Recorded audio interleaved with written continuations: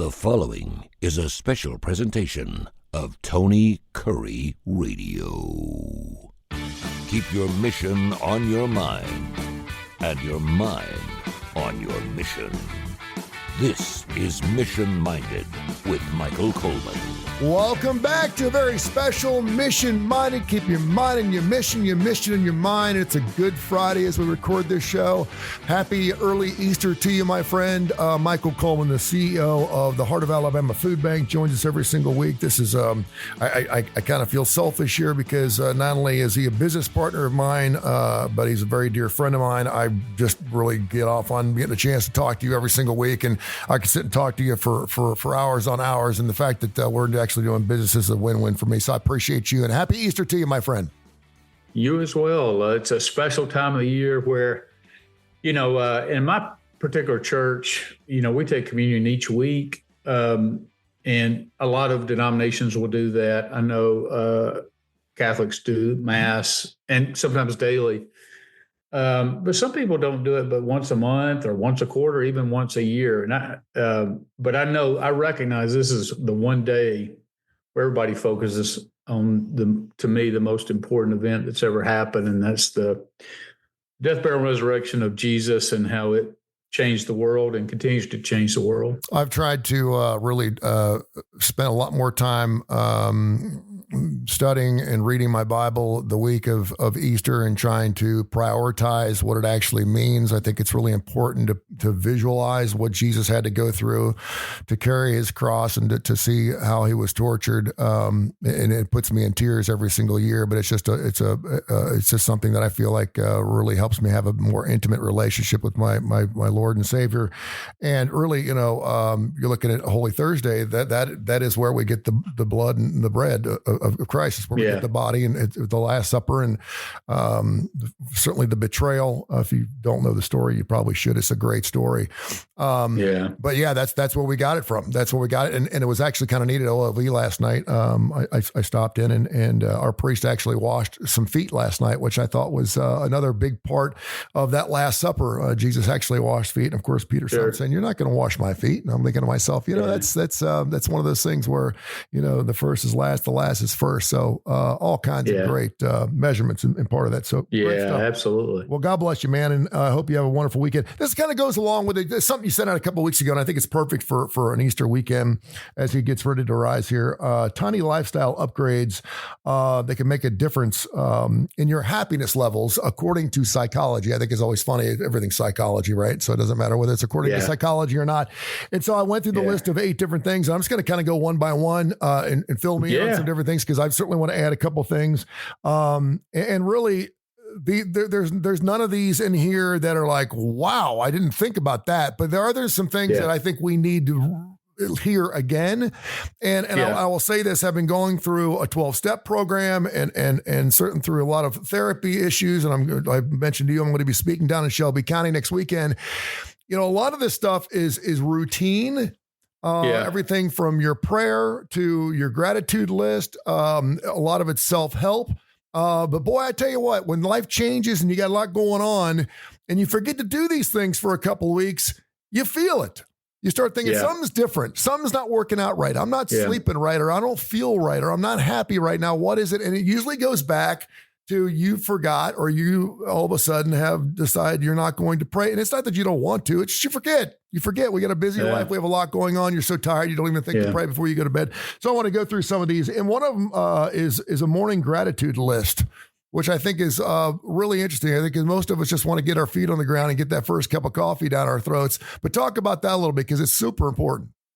Yeah, because, let's just take gratitude just for a second. So I was talking with somebody the other day, and she was, she's going through a divorce. I just recently went through a divorce. We've talked about that a little bit. And it is when you're trying to settle finances and you're trying to decide who's going to pay what and debt and all those kind of things. And it can be overwhelming. And then you're just every day, and you've got the normal struggles of life. And then a major payment comes up and that you weren't expecting, just on and on and on. And so she was looking at some bill consolidation, like, how do I do it? And and it was really had her down. And I said, listen, do you realize that if you build, this was a time where I was encouraging her to consolidate her bills, but she had 3 different choices. I said, instead of being overwhelmed by that, take just a second to reframe your mindset and think about this. You have 3 options available to you to go borrow the money that you need to restructure your finances. And yes, it's stressful. I get it. But do you know how many people have problems with debt and other things and don't have any outlet whatsoever? True. So but that example could be used in anything in life. The problem is that our minds naturally gravitate to what's wrong. So we could have so many positive things going on in our life, but we just gravitate to what's not perfect, to what's not right. And then we sit in that. And from a spiritual standpoint, we forget that we're blessed to live in the greatest country with the most freedoms, with the most wealth, with the most, just on and on and on.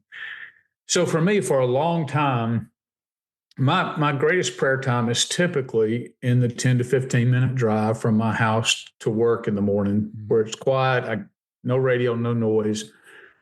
And lots of times I just start with just what I've already experienced that day. I got up from sleeping in a warm, comfortable bed in the winter and a cool room in the summer. Mm-hmm. I got to walk 15 feet from my bed and get in a hot shower because I turn a handle. Mm-hmm. I got to dress in clothes that I know were appropriate for the day, whatever that may be. I got to leave my house and I had coffee, I could eat a breakfast, but I got to leave my house and get in a car that I was pretty confident I was going to crank up and get me to work, and go into a job that I love and I'm passionate. I mean, you can overwhelm yourself with, if you just think how blessed we are. And what it does, it really ratchets you up for the day, that if you start out in a hugely positive perspective, and let's say you get hit with a lot of negative things, boy, you've got some bandwidth to take the negative. Mm-hmm.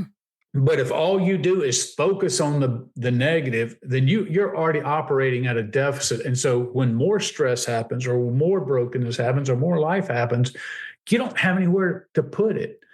But the difference is you don't have to do anything to gravitate to the negative. It's just something about us as humans. We focus on what's wrong and not on what's right. So you have to be very intentional, and to be intentional and purposeful, it takes effort, it takes focus, it takes all those things. So it's a small little thing, and no matter what you're looking at, you can always pull out that silver lining, but it has to be a mindset and has to be, it's a tiny thing, but it really can change your whole mood and outlook. Boy, I did it this morning. And I can feel it. I can know it when you get in that funk, that little bit of a funk. And I'm like, okay, sit back, stop for a minute, turn everything off, start praying, pausing and praying, peeing, and figure out, what exactly is bothering you, whether you have to write it out or not. And you're right. It all starts with gratitude. A lot of people, and I've certainly seen this with my ex and some people that I'm close to who ever been going through any type of depression. A lot of psychologists, the first thing they will say is start doing a gratitude list before you do anything in the morning. Start writing down everything from just a cup of coffee, the smallest things, and be gratitude. My life sucks, it's terrible. I'm not. You have things that you're grateful for, believe it or not. And sometimes, I've got a friend of mine who, God love him, has just had a life dump on him, and I'm not saying that he didn't create a lot of this on himself. But he's got a brother that used to be in the service. He's got an amputated leg. They've had a hard time finding a place to live. He lives off Social Security. He'll text me and ask me Venmo him or PayPal him, $10, and he'll do that a couple of times a week. And I always try to remember, and last week it was like, can you send me $10 because I need to get a prescription, or $10 because he needed to do a load of laundry. He's using a portable laundry machine, which I didn't even know existed. He doesn't even have enough money to do his own. And man, that really put things in perspective for me, because I'm thinking to myself, this poor guy can't even come up with $6 to do his own laundry. And so you want to help people like that. Now, it's, and you've seen this too, because you worked at the Jimmy Hill Mission. You saw people rock bottom that had nothing. Sure. You certainly saw their success story. So you do have things to be grateful for. And I always try to remember that everything is a blessing. Even the bad stuff. If something's happening for a reason, there's a blessing. It may not be the type of blessing you're used to, but everything's a blessing. So try to understand that, and then bear witness to everyone around you, because people are watching. And when they see what kind of life you're living and they see how happy you are, it gives them hope. Yeah. And that's a God thing. Tiny exercise burst. That's another thing about, I remember a friend of mine who had depression, and her psychiatrist said, ask her if she'll run to the stop sign and back. And I said, okay. And he goes, you'd be surprised what a difference that makes. Explain what a tiny burst, first of all, from a medical standpoint, from a chemical standpoint, it does. It induces different things in your brain for a very short period of time. But whatever it is to knock that funk off its legs for just a second, if it means running down to a stop sign and back, that can make a big difference. Or maybe taking the stairs instead of the elevator. Yeah, I hadn't heard that, the running down the street. That's a great idea kind of thing. But it works. But I'm going to tell you, this hit home with me, because there are times where I go, I've really let myself get out of shape. I mean, I don't want to walk out, take my shirt off. I look like a bag of onions at the beach. I don't want. So lots of times I was so overwhelming. It's like, man, I need to lose weight. I need to work out. I need to get, and we always think big. I got to get a gym membership. I get all that kind of stuff. But I have found myself sometimes watching shows like, I love watching MMA and mixed martial arts. And sometimes, or you watch a sport and you're like, man, I need to do something. And so I was just sitting there like a little tiny burst. So there's been times where I've just been on the couch. I'm like, you know what? I'm just going to get down here on the floor and I'm going to do some push-ups and I'm going to do some stretching, or I may be down there 5 minutes, but at least exercise some muscles. There, when my coffee is making in the morning, I have what is the automatic? It doesn't matter. But anyway, I wait for the cup to fill up, and I may just hold on the counter. I may just do some knee bends. I mean, it's just like while it's waiting. And that's what this whole thing was about. Like tiny little bursts, like while you're waiting on something in line, stretch something. Of course, I get it. You don't want to do that too much out in public. But there's been so many times I've just gotten down on the floor and tried to do some push-ups, or try to do some sit-ups, or try to do some stretching. And I'm like, it didn't change the world, but it's just something about utilizing those muscles.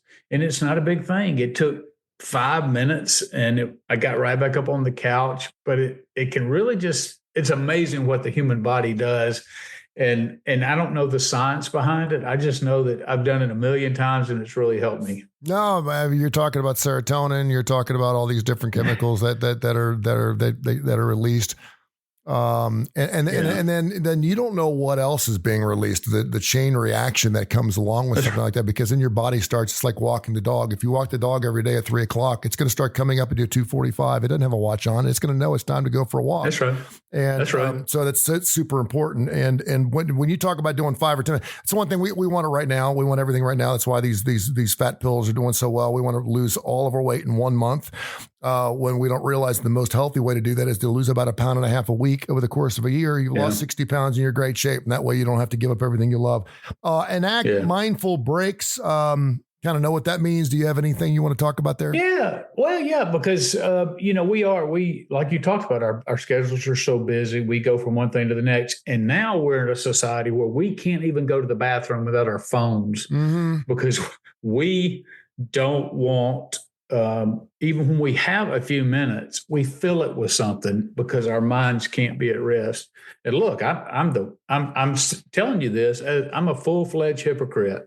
All right. Because I'm constantly scrolling on my phone. But the idea is, when you find yourself, and again, this goes back to being purposeful, take break. When you find yourself can take some breaks, do things that are mindful, like don't just rush from one task to the other. And I get sometimes that's unavoidable. Hey, I've got 4 things to do. I've got 30 minutes to do it, no break. But throughout the day, try to take a break and go outside and just stand in the sun for 5 minutes and just absorb the fresh air, be mindful. Don't fill it with something. Get away from your desk, get away from whatever trouble it is, and do something. It can just be lay down or sit down, sit back and just meditate. And again, maybe that takes you back to your gratefulness.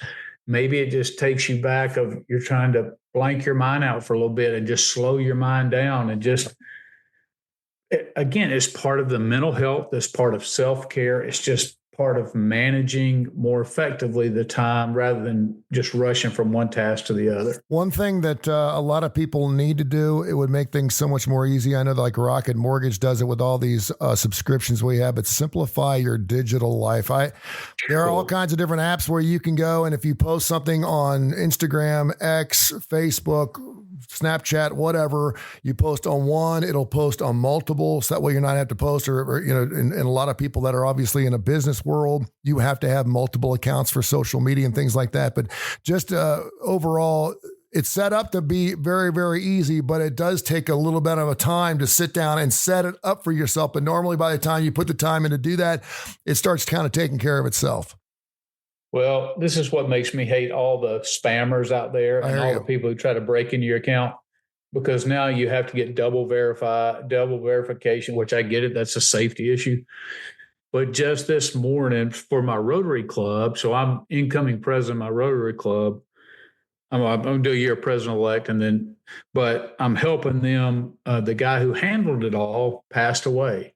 So we're trying to get our email account, our website, our Facebook, all of that.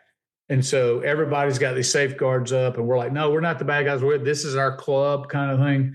And just going through all that and unpacking all that and it on top of just your own personal stuff and then stuff for the Heart of Alabama Food Bank, it seems I spend hours a day. I mean, to the point, and it's so frustrating when you're the honest guy just trying to get in and handle your business. I just want to flip a desk and walk out. It's so frustrating sometimes. But some of this is, you have to step into the digital age. There's some of that's unavoidable. But then there's some of that stuff that you're like, well, I keep signing up for stuff. I keep adding stuff. So I get all these people who send you newsletters just nonstop. And we overwhelm ourselves where we can't. Yeah, it's just all part of not being able to slow our minds down, which goes into what the article was talking about the sleep. I have found myself waking up every morning at 3:30. And a lot of people just say, well, that's just old man-itis. You're just not going to be able to sleep straight through, like you used to could. And I thought to myself, well, is part of that because my mind's not used to calming down? Of course, again, I'm guilty of what they tell you not to do, which is do not look on your phone because that keeps your mind revved up. And you're going and I'm just scrolling on my phone. I'm scrolling on Facebook or Instagram. You're scrolling on news and your mind's actively engaged. It's not busy shutting down. And then sometimes I wake up in the middle of the night and I lay there and I'm like, don't get on your phone. And then you start having these other random thoughts. You're trying to control your thoughts. I mean, it's where we are today. And you can recommend to people, don't get caught. But bottom line is, you and I both know you have to. I mean, we're on technology. We're using technology right now through a Zoom, through podcast. Mm-hmm. You can't make it in this world and avoid technology. So what you're going to have to do is put healthy boundaries up. And I'm still learning how to do that. I almost need a parent in my life to say, Michael, it's time to go to bed. Turn your phone off. And we're all different. We're all different. You mentioned last week, you mentioned Donald Trump. He's got this thing where he sleeps 4 hours a day and works 18. It's not for everybody. And I think we, Americans primarily too, Europeans don't do this as much, but we've been told that the longer we work, the more we get done. And really we're spending a lot of times working, but we're really not doing anything. You know what I mean? We go to work for 12, 13. We sit there and say we work 60 hours a week, but we're really only working 20. The other times are just time spent in the office doing whatever. But I will say this, and again, a lot of this bears back on depression, things like that. It all starts with sleep. The first thing they will do when you're feeling bad or feeling in a funk or not happy is they will ask you to get a sleep study. It's the first thing that they always say, get a sleep study. I sleep great. I don't care. Go get a sleep study, find out what the deal is, because if you're not getting that good 7-8 hours, and you're right. I mean, I was up at 3:00 this morning. I've gotten to the point now where I don't even fight anymore. I just get up and I turn the TV on and then I'll fall back to sleep, but then I'm kind of groggy for the rest of the day. And I almost feel like I'm being sedated. It's not, I'm not tired. I'm sedated. I'm at the point where I could fall asleep while I drive, which is not a good thing. But man, that sleep is so important because it affects everything. I mean, it affects your sleeping habits. It affects your eating habits. It affects your diet. It affects your relationships. It affects everything. So it's super important. Isn't it funny, as you and I have gotten old, we're the same age, but as we've gotten old, one of the things you realize is all the punishments that you had as a child, all the things you hated to do, now you crave to do. Like your parents used to send you to your room, or you have to go to bed. Oh, I long to get in the bed and go to sleep. Or they say, you got to eat all the food on your plate. That's not a problem anymore. Haircuts. Haircuts. I used to hate haircuts. Haircuts are the best thing in the world now. I mean, you got a beautiful woman. You got a beautiful woman rubbing your head for 45 minutes while she cuts your hair. I mean, how good can that? That's right. I'd get a haircut every week if I could. Can you? Yeah. I mean, it's just, no. And that's one thing where, I've been doing morning radio. I've been doing morning for 30 something years. And so I always took a nap. It was part of my deal, and you're not going to take my nap away from me. And even when when I wasn't tired, I got my nap time, and I still do to this point now. I take 2 or 3 naps a day. I'll take a quick 20 minutes. And it's I love a nap. I do too, man. I'm all about it. Micro goals for the day. No one likes to be micromanaged. Go ahead. Well, I will tell you one of the things I always battle is I've always, since I got out of the military, I gained 75 pounds, from my fighting days, I like to call it. So, and I've lost a little bit of weight, but I'm like, it's something I got to manage. And of course I eat like a raccoon in the bottom of a dumpster, and so I'm always battling that. So a micro goal, this is a great example of where something like this helps me. If I go, okay, I want to do intermediate fasting just to try to curb the amount of food that I have. So I might say, okay, just today, I want to make sure that I don't eat anything before this time and I don't eat anything after this time. Okay. And so instead of going, hey, I'm going to complete intermittent fasting, which that's what I want to do, but I take it a day at a time. Mm-hmm. And so it's a micro goal of a daily thing. And the reason I do that is because if I have, hey, I'm going to go intermediate fasting. Well, let's say something happens, and it does, where you go to a breakfast, you have a breakfast meeting, or you're just so hungry you can't stand it, you got to go ahead and eat something. Well, instead of blowing a whole plan, it's like, no, I didn't do well today. So I had a micro goal of doing it today, but tomorrow I can start over and say, okay, no, today's the day. And lots of times too, when I come in, my desk is messy. I'm like, I got so much to do. I don't look at it as I've got to do it all. I might pick out 3 things and say, okay, even if I don't complete it, I want to get to this part of it. Mm-hmm. So little things. And then I feel accomplished, as opposed to I've got 20 things on my list. I may have done 4 things, completed 4 things, but you don't leave here feeling like you've accomplished anything. But when you have smaller goals, just bite size, that's that whole thing. You can't eat an elephant in a day. Yeah. So it's just bite by bite. But if you can set the bite as a goal, as a micro goal, then it's like, well, the project's not finished, but I accomplished something that I intended. And that it comes back in a way of self-gratification. Like you feel accomplished. You feel, hey, I completed something. You feel better about yourself, your own self-worth, your own self-esteem. You leave here every day going home like, hey, I earned my money today. I did some good things. And again, it's a mindset, but it's really not trying to bite off too much. And then when you can't get it all done, not only are you working yourself to death, but you're leaving there discouraged that you don't feel, well, what difference did I make today? Yeah. No, and, great point. Great point. You know, I write down a list of things that I got to do every single day. And some of it could be, I even have a nap in there just so I can mark something off. Oh, yeah. Because it's something that, I mean, it could be the easiest stuff. Make sure you do the a nap can definitely be a goal.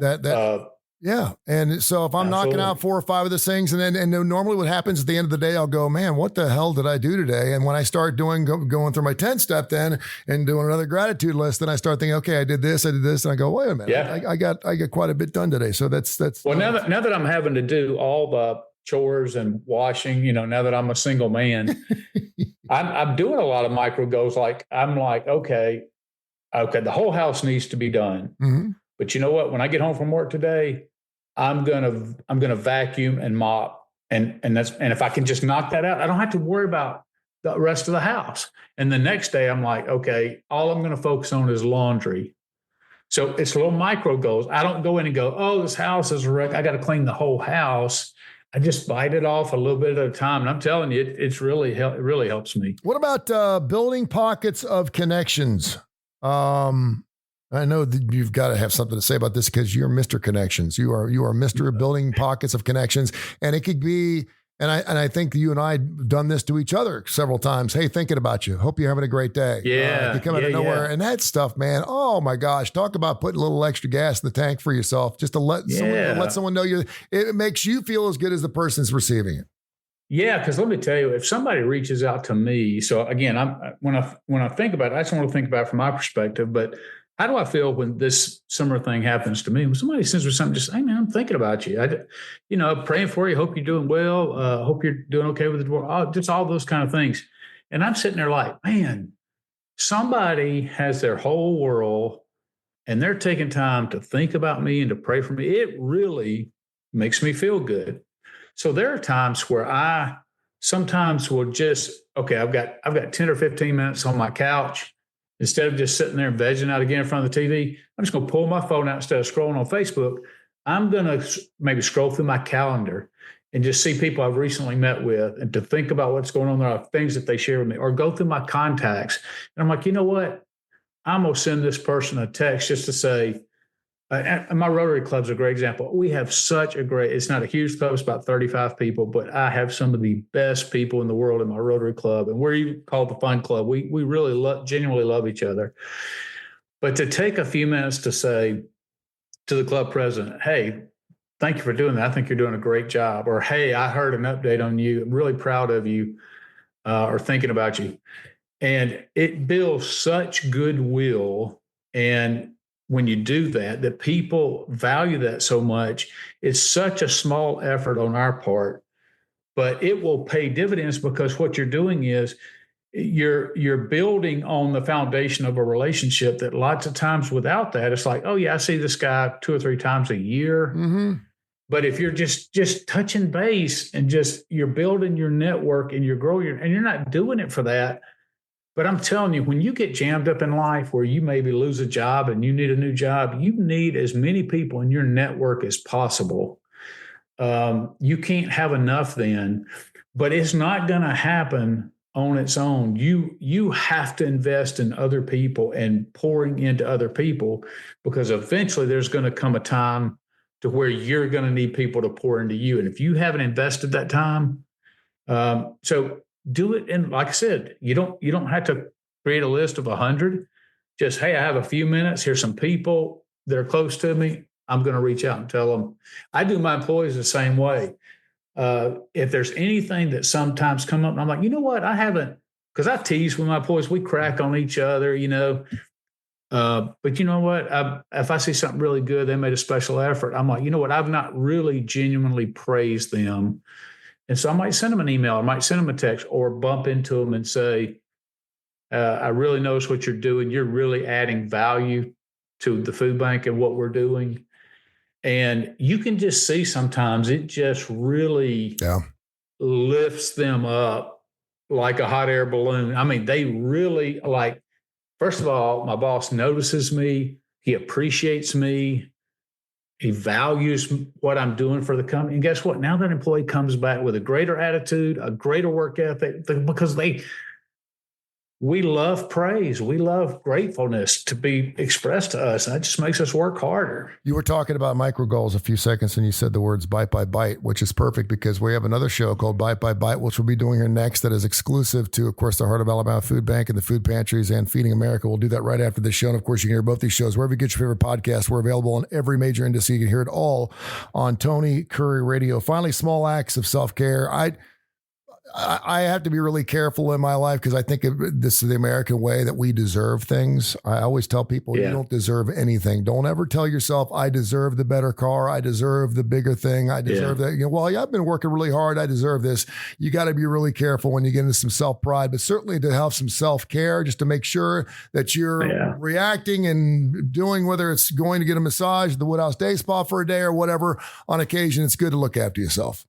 Yeah, making sure you get into bed in time, learning to say no. Lots of times we overwhelm ourselves. I'm very critical of my own self, wanting to help people or wanting to, do as much as I can, overwhelm myself. And then I'm too tired. I lose the effectiveness. I'm not in the right mindset. And it's all because I didn't take care of myself. I didn't go to bed early enough. I'm not eating healthy. I'm not doing the micro burst of exercises, whatever it is that you can do. So put all that right in there together with it. Go get a nice quick little run up to the stop sign down there in Montgomery, will you? Just put on your gym shoes. I will. Run around the block real quick. Well, you see this? I don't know about coming back. If I get there, they're going to say somebody's going to call 911 because I'm going to be hanging on the sign, looking like I'm dying from a heart attack. Happy Easter to you, my friend, and I appreciate all you do. You as well, my friend. This has been a special presentation of Tony Kurre Radio.